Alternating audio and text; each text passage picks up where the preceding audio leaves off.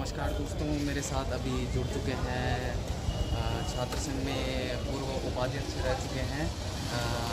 Sir का नाम है रॉबिन सिंह असवाल। और मैं सर से ये पहले तो ये पूछना चाहूँगा कि सर कि जो आपकी तरफ से इस बार कैंडिडेट कौन रहेगा? आप सबको नमस्कार। मेरा नाम रॉबिन सिंह असवाल है और मैं पूर्व छात्र संघ उपाध्यक्ष हूँ। अब की बार छात्र चुनाव में सब 2023-24 के लिए हमारे संगठन की तरफ से प्रियंका की छात्रा है, वो उपाध्यक्ष पद पर दावेदारी कर रही है। तो सर मैं एक और सवाल ये पूछना चाहूँगा, आप पिछली बार सत्ता में रह चुके हो, तो सर मैं आपसे ये सवाल पूछना चाहूँगा कि आपने क्या क्या परिवर्तन किया है और आगे भी करेंगे? हाँ जी बिल्कुल। अब जो पिछला सत्र था उसमें मैं छात्र संघ उपाध्यक्ष रहा था और तब से चुनाव जीतने से लेकर लगातार मैं छात्र संघ में संगठित रहा हूँ और पूरे साल भर विश्वविद्यालय में सीख रहा हूँ। जैसे कि आपने परिवर्तन की बात की, तो परिवर्तन के लिए हम चाहते थे कि जो कोविड के बाद एक एकेडमिक माहौल होता है या फिर एक शैक्षणिक कार्यक्रम होते हैं वो कहीं रुक से गए थे, हमने उसको जारी करने का काम किया है। या फिर जैसे पहले यहाँ का रीडिंग हॉल रविवार को नहीं खुलता था, हमने ये नया परिवर्तन किया कि अब रीडिंग हॉल रविवार को भी खुलता है और प्रत्येक छात्र छात्राएं रविवार को पढ़ पाती हैं। ये बड़े बड़े विश्वविद्यालय में नहीं हो पाता, लेकिन हमने वो यहाँ लागू करा पाया है। चाहे शिक्षकों की नियुक्ति की बात हो, बहुत लंबे समय से यहाँ शिक्षकों की भर्ती की जो सीटें थी वो रुकी हुई थी, जो शिक्षकों की नियुक्ति थी वो अटकी हुई थी, हमने दबाव बनाया कि वो जारी हो जाए। जी जी जी जी। तो सर मैं आपसे एक सवाल और करना चाहूँगा। मैंने प्रथम वर्ष में यहाँ प्रवेश लिया है और मैं जैसा कि देख पा रहा हूँ कि यहाँ का एजुकेशन सिस्टम स्मार्ट क्लासेस नहीं है और टॉयलेटों में काफ़ी गंदगी है, तो इसके बारे में आपका क्या विचार है? जी, आप प्रथम वर्ष के छात्र तो पहले तो आपका बहुत बहुत स्वागत और आप सभी श्रोताओं और दर्शकों का स्वागत। जी देखिए, कुछ ना कुछ दिक्कतें तो हैं, मतलब जैसे स्मार्ट क्लासेस की व्यवस्था तो है लेकिन उनको सुचारू रूप से चल नहीं पा रही है। क्लासेस में आपने देखा होगा कि एलईडी की व्यवस्था है, प्रोजेक्टर की भी व्यवस्था है, लेकिन उनका सही तरीके से उपयोग नहीं हो पा रहा है। तो पिछले साल हमने प्रयास किया था, कहीं पर दिक्कत आ गई थी, लेकिन अब की बार हम प्रयास करेंगे कि कहीं ना कहीं जो बच्चों को हैं जो सुविधाएँ हमारे पास है वो मिलें। जैसे अब की बार हमने क्या प्रयास किया कि हमारे पास जो लाइब्रेरी में इनपस ऐप करके है, तो जो बच्चे हैं स्टूडेंट हैं वो अपनी आईडी बना सकते हैं, उसके माध्यम से जो ई बुक्स होते हैं, ई जर्नल्स होते हैं, विभिन्न प्रकार के उनको पढ़ सकते हैं। तो सर मैं आपसे ये जानकारी भी लेना चाहूँगा कि हीनोमंती मंगन बोगड़ा, इसके पीछे गढ़वाल विश्वविद्यालय लगता है, गढ़वाल यूनिवर्सिटी लगती है, क्यों अब ऐसा हो रहा है कि कहीं गढ़वाल का अस्तित्व कहीं धीरे धीरे छूट ना जाए? जी, तो बिल्कुल नहीं छुपेगा, क्योंकि हम भी गढ़वाल से हैं, तो हमने आप से लोग हैं, तब नहीं छुपेगा। बात रही गढ़वाल के छात्रों के लिए, आप लोग आपके कहने को दिखता कि छात्रों को बड़ी बहुत समस्या होती है। विगत लोगों से यहाँ CUET के माध्यम से प्रवेश हो रहे हैं और CUET के कारण क्या होता है कि यहाँ के बच्चों को पूरे देश के प्रतिशत कम्पीट करना पड़ता है, उसमें कोई बुराई नहीं है। लेकिन यहाँ के बच्चों को सुविधाएं हैं, वो उच्च सुविधाएं नहीं मिल पाती है। यहाँ के सेंटर दूर दूर के जगह पड़ जाते हैं, चाहे देहरादून हो, अन्य राज्यों में हो, जिस कारण से बच्चे पढ़ने से पढ़ने बहुत दिक्कत होती है। आपकी बार हमने क्या आंदोलन किया कि जो अब अगले सत्र से जो CUET का सेंटर है वो गढ़वाल विश्वविद्यालय में रहेगा। कम से कम प्रयास करेंगे कि रुद्रनाथ चमोली जैसे दूरस्थ क्षेत्रों में भी CUET के सेंटर बनाया जाए, ताकि हमारे गढ़वाल के बच्चे भी पढ़ाई लिखाई में किसी से कम नहीं है, लेकिन परीक्षा देने में उनको दिक्कत होती थी, वो न हो। तो मुझे लगता है कि अगली बार से जो गढ़वाल विश्वविद्यालय के छात्र हैं और गढ़वाल के छात्र हैं, गढ़वाल क्षेत्र के छात्र हैं, तो आसानी से गढ़वाल विश्वविद्यालय में प्रवेश ले पाएंगे। तो पहले तो आपको आगामी 14 तारीख के लिए बहुत बहुत शुभकामनाएँ।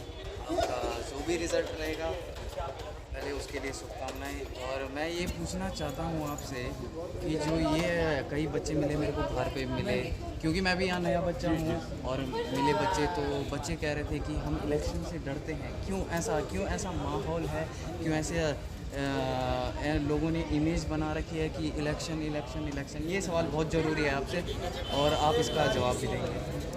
जी, जो आपने बात कही है वो हकीकत है, उससे हम भी गुजरे हैं। जब वर्ष 2017 में मैंने गढ़वाल विश्वविद्यालय में प्रवेश लिया था, तो आपने देखा होगा कि चुनाव के समय पे काफ़ी भीड़ भाड़ का माहौल रहता है, माहौल थोड़ा गर्म हो जाता है, पुलिस कर जाता है चौराहे से, तो बच्चों के थोड़ा डर का माहौल तो होता ही है। लेकिन किससे भी डरने की आवश्यकता नहीं है। तो चुनाव प्रचार चल रहा है वो थोड़ा शांतिपूर्ण तरीके से चल रहा है। सभी छात्र नेता और सभी छात्र संगठन लगातार अपने प्रचार जारी है, अपने मुद्दे हैं वो छात्रों के बता रहे हैं। मैं भी एक आम छात्र था जो कि चुनाव से थोड़ा दूर रहता था, लेकिन जब मैंने इसके बारे में जाना, मैंने बाकी प्रत्याशियों के बारे में जाना, तो मैं खुद प्रचार में उतरा और धीरे धीरे इसलिए मेरी मेहनत थी कि मेरे में प्रतिभा थी कि मैं छात्र उपाध्यक्ष बना। मैं सभी छात्रों से निवेदन करता हूँ कि आगामी 14 अक्टूबर को अधिक से अधिक संख्या में मतदान करें और बहन प्रियंका को उपाध्यक्ष अवश्य बनाए। और सर जैसा कि मैं देख पा रहा हूँ कि यूनिवर्सिटी में ये बैनर, जो भी poster, hand card, test card इस तरीके से पड़े हैं, इसके बारे में आपका क्या विचार रहेगा कि ये होना चाहिए? कोई किसी के जूते के नीचे आ रहा है, कोई किसी के सर के नीचे आ रहा है, कोई तो सर के ऊपर आ रहा है और कोई पाँव के ऊपर आ रहा है। ये कैसी व्यवस्था है? इतना पैसा खर्च किया जा रहा है तो उसे कहीं ना कहीं उसका सदुपयोग होना चाहिए। तो आप इस बारे में क्या कहना चाहिए? इस पर तो मैं ये कहना चाहूँगा कि जो एक आपको मैं जानकारी देना चाहता हूँ कि जो यूनिवर्सिटी में इलेक्शन होते हैं वो सुप्रीम कोर्ट की एक लिंक 2 कमेटी थी, उसके अनुसार होते हैं। तो उसका जो प्रावधान होता है कि यूनिवर्सिटी में ओनली प्रिंटेड मटेरियल्स बैन होने चाहिए। इस तरीके से हम 5,000 से अधिक रुपये का खर्चा चुनाव प्रचार में नहीं कर सकते हैं। जो तमाम गाइडलाइंस हैं उनका पालन हमें करना पड़ता है। कई कारणवश प्रचार सामग्री में विभिन्न प्रकार के चाहे बोनस, बैनर्स हों, फ्लैक्स हों, पोस्टर्स हों, उनका प्रयोग किया जाता है। तो अपने अपने संगठन की बात है। लेकिन जब तक मैं अपने संगठन की बात करूँ तो हमारी फ्लैक्स जो टेस्ट कार्ड है इसके अतिरिक्त हमारा कुछ भी नहीं है। ये भी पूरा हाथ से बनाया गया है, पूरी क्रिएटिविटी इसमें दिखाई गई है और हमारी कन्या है यहाँ पे एक जी मैंने देखा प्रियंका जी का जो अभी प्रचार चल रहा है उसमें एक बहुत अच्छी बात है, इससे बनाया गया एक पोस्टर या स्लोगन जो भी है तो वो बहुत बढ़िया बात है। और सभी बच्चे उसे अपने हाथ में लेकर, कोई किसी के पाँव के नीचे नहीं आ रहा है, कोई किसी के सर के ऊपर नहीं आ रहा है, ये बहुत बढ़िया बात है। और मैं प्रियंका जी को आगामी 14 तारीख को बहुत शुभकामनाएँ देना चाहूँगा। और जितने भी स्टूडेंट लोग देख रहे हैं, काफ़ी स्टूडेंट लोग देखते भी हैं और देखते आए हैं, तो मैं आपको शुभकामनाएँ देना चाहता हूँ इन्हीं सभी के साथ। धन्यवाद। Thank you so much. आपका भी बहुत बहुत धन्यवाद। हमारे छोटे भाई हैं, आपका भी बहुत बहुत धन्यवाद कि आप जो चुनाव के दौर में जाकर सभी लोग की बातों को सुन रहे हैं और आप जो छात्र इसको देखेंगे वो हमारी बातों को जानेंगे, समझ पाएंगे, हमारे मुद्दे को और अधिक तरीके से आप तक उन तक पहुँचा पाएंगे। आप बेहतरीन काम कर रहे हैं, आपके लिए भी बहुत बहुत शुभकामनाएं। और मैं सभी छात्रों से कहना चाहूँगा, ये कोई पर्सनली मैटर नहीं है कि भाई मेरे घर के हैं या मैं भाई के घर का हूँ, क्योंकि इन्होंने एक बहुत अच्छी बात की है कि मैंने पिछले साल भी कई कार्य किए हैं और हम आगे भी कार्य करेंगे। इसके लिए इनके लिए बहुत बहुत शुभकामनाएँ। और मैं सभी छात्रों से अनुरोध करता हूँ आगामी 14 तारीख को, पर्सनली नहीं है कि आप प्रियंका जी के वोट दें और इनके पक्ष में वोट दें, आप मुझे मतों से विजय बनाएं। ये कोई पर्सनली नहीं है कि कोई मुझे बाहर पे पूछ दे कि हाँ भाई तो उसका वो ले रहा था तो ये कोई पर्सनली नहीं है। क्योंकि देखो, जहाँ भविष्य है वहाँ विश्वविद्यालय है, जहाँ विश्वविद्यालय है वहाँ भविष्य भी होगा बच्चों का। इसी सबके साथ धन्यवाद। Thank you so much. नमस्कार दोस्तों, जैसा कि आप लोग जानते हैं आगामी 14 तारीख को छात्र संघ के चुनाव हैं और काफ़ी ज़ोर शोर से तैयारियां कॉलेज में चल रही हैं, विश्वविद्यालय में चल रही हैं। और हमारे साथ बनी है हमारी दीदी प्रियंका जी, जो कि आयशा से उपाध्यक्ष पद के लिए हैं। तो दीदी मैं पहले आपसे ये सवाल करना चाहूँगा कि आप अगर विजय प्राप्त होती है और होगी भी ज़रूर होगी, और तो पहला सवाल ये रहेगा कि आप आने वाली डेट में विश्वविद्यालय को कैसा देखना चाहोगे, किस दृष्टि से देखना चाहोगे? ठीक। नमस्कार, सर्वप्रथम मेरा नमस्कार। मैं प्रियंका और मैं वर्तमान में गढ़वाल विश्वविद्यालय में BA सेमेस्टर छात्रा हूँ। साथियों, इस बार मैं आयशा संगठन से उपाध्यक्ष की दावेदारी करने जा रही हूँ और आयशा संगठन ने मेरे पर भरोसा जताया है। और आपने देखा कि जो हमारे पूर्व उपाध्यक्ष श्री रोबिन सिंह असवाल जी के नेतृत्व में मैंने कई आंदोलनों, जन आंदोलनों जैसे आंदोलन हो गए, जैसे आंदोलनों में मैंने अपनी भूमिका निभाई, जिसमें विश्वविद्यालय बचाओ आंदोलन भी था। और उसमें आपने देखा कि हमारे जो प्रदेश में अंकिता भंडारी हत्याकांड हुआ, उसमें भी मैंने आवाज़ उठाई थी। और जो आने वाला जो जिन मुद्दों को लेकर मैं चुनाव लड़ रही हूँ, मैं उन मुद्दों को आपके सामने रखूँगी। तो मैं उन मुद्दों को रखूँगी। गढ़वाल विश्वविद्यालय में जो लाइब्रेरी है, जो स्टडी रूम है, उसका जो टाइमिंग है उसको रात के 10 बजे तक खुलवाई जाएगी। तो दूसरा मुद्दा ये है कि CUT जैसे अन्य प्रतियोगिकी परीक्षाएं होंगी, उनका सेंटर इसी गढ़वाल विश्वविद्यालय में बनाया जाए। तो तीसरा मुद्दा ये है कि जो प्रोफेशनल कोर्स होते हैं, BTech, MBA जैसे अन्य प्रोफेशनल कोर्स होते हैं, उनका कैंपस प्लेसमेंट की व्यवस्था की जाए। साथियों, आप देखते होंगे कि कैंपस के अंदर आप आते हो और टॉयलेट की स्थिति कैसे हो रखी है, तो उसकी सफाई के लिए और वहाँ पे मैं उस मुद्दे पर आवाज़ उठाऊंगी। और चौथा मुद्दा ये है कि हम सभी छात्र छात्राएं परीक्षा देते हैं और परीक्षा देते देते हमारा रिजल्ट घोषित नहीं हो पाता है। तो अगर मैं उपाध्यक्ष बनती हूँ तो मैं उस मुद्दे पर भी आवाज़ उठाऊंगी और जो परीक्षा होंगे उसके 2 महीने के बाद रिजल्ट घोषित करने के लिए मैं आवाज़ उठाऊंगी।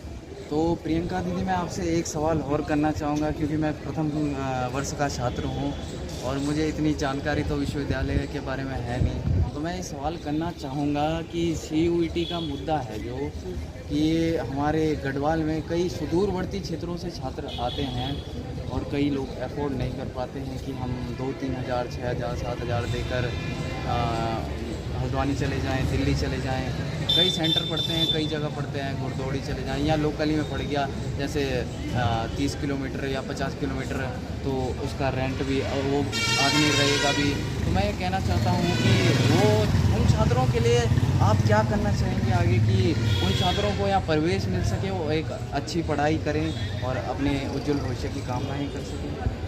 ठीक है, आप जिसकी बात कर रहे हो कि CUT, तो CUT ये हमारा गढ़वाल विश्वविद्यालय है और यहाँ पर प्रदेश के हर राज्य का हर बच्चा आता है। जी। तो CUT हमारे पहाड़ के बच्चों के लिए बहुत कठिनाई है। उनका सेंटर कभी बरेली पड़ जाता है, कभी हल्द्वानी पड़ जाता है। तो मैं आपको ये बताना चाह रही हूँ कि गढ़वाल विश्वविद्यालय में जो आरक्षण होगा गढ़वाल के विद्यार्थियों के लिए, तो उसके लिए हम आवाज़ उठाएंगे। और हम आवाज़ कब उठाएंगे? जब आप लोग हमारे समर्थन में आएंगे। तो आप लोग अगर मुझे उपाध्यक्ष बनाते हो तो आपके जो ये मुद्दे हैं उस पर मैं कार्य करूंगी और आप लोग मेरे समर्थन में आएंगे, क्योंकि आवाज़ किसी एक के उठाने से नहीं होगी। अगर हम प्रशासनिक पे दबाव डालेंगे तो उसमें हमारी आवाज़ को पहुंचाया जाएगा, क्योंकि हमारी आवाज़ ही छात्र हैं और छात्रों का मंचों से ही हमें ये जो हमारे जो छात्र संघ में चुने जाते हैं वही छात्रों की आवाज़ होती है। जी, तो आप लोग स्वतः ही जानते होंगे कि ये गढ़वाल यूनिवर्सिटी के नाम से जानी जाती है और गढ़वाल का कोई बच्चा यहाँ एडमिशन नहीं ले पाएगा। तो क्या फ़ायदा इस गढ़वाल यूनिवर्सिटी का होना, या क्या फ़ायदा इस सेंट्रल यूनिवर्सिटी का होना कि हमारे क्षेत्र में एक सेंट्रल यूनिवर्सिटी है कि वहाँ हमें एडमिशन नहीं मिल पाया। हर छात्र यही बोलेगा कि हमें वहाँ एडमिशन नहीं मिल पाया, किसी कारणवश, वो भी किसी कारणवश नहीं मिल पाया।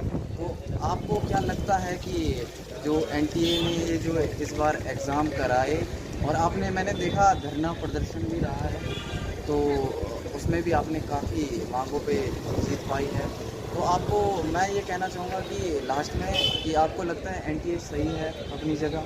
नहीं, NTA भी अगर अपनी जगह कहूँ तो सही नहीं है, पर एक जगह से कहूँ कि सही भी है। देखो, जिसका सेंटर जहाँ था, अगर हम वहाँ पे उसका सेंटर करते तो कहीं ना कहीं हमारे पहाड़ के बच्चों के लिए मतलब एक सुविधाजनक भी होता। अगर हम गढ़वाल विश्वविद्यालय की बात करें तो गढ़वाल विश्वविद्यालय में हम जब एक लाइब्रेरी की उदाहरण की बात करें तो हम अलग विश्वविद्यालयों को कंपेयर करते अपने गढ़वाल विश्वविद्यालय को, तो ऐसी सुविधाएं यहाँ नहीं मिल पाती हैं। वहाँ पे 24 घंटे लाइब्रेरी खुलती है, यहाँ नहीं खुलती है। तो अगर मैंने बोल दिया कि अगर मैं उपाध्यक्ष बनती हूँ तो गढ़वाल विश्वविद्यालय की जो लाइब्रेरी है इस मुद्दे को मैं 10 बजे रात तक खुलवाऊंगी, अगर आप मुझे उपाध्यक्ष बनाते हो। जी। बाकी हमारा जो ऐसा संगठन है वो शिक्षा का माहौल बनाने का काम करता है। तो बाकी जो वो मृदंग है उससे हम लोग बहुत ज़्यादा दूर ही रहते हैं। बाकी आपके मुद्दे को लेकर हम ज़रूर काम करेंगे और मैं आप सभी के बीच हमेशा रहूँगी। जी।